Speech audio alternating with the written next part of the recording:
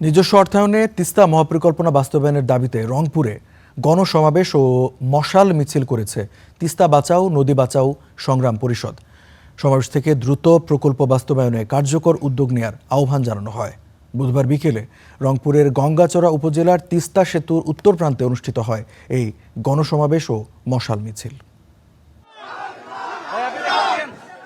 তিস্তা পারে আলোর মিছিল, মহাপরিকল্পনা বাস্তবায়নের দাবিতে সোচ্চার জনগণ।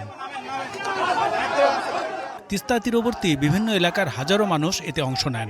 বিদেশি অর্থায়নের অপেক্ষায় না থেকে নিজস্ব অর্থায়নেই এই মহাপরিকল্পনা বাস্তবায়নের দাবি তাদের।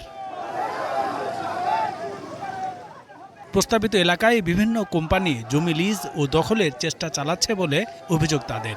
এমন উদ্যোগ যে কোনো মূল্যে প্রতিহত করা হবে বলেও হুঁশিয়ারি দেন তিস্তাপাড়ের মানুষ।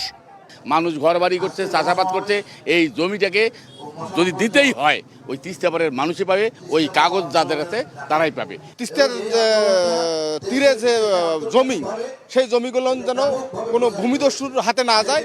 উত্তরাঞ্চলের মানুষের জীবন জীবিকা, কৃষি ও নদী ব্যবস্থাপনা রক্ষায় অবিলম্বে তিস্তা মহাপরিকল্পনা বাস্তবায়নের রোডম্যাপ ঘোষণারও দাবি জানান তারা। Desk report, star news.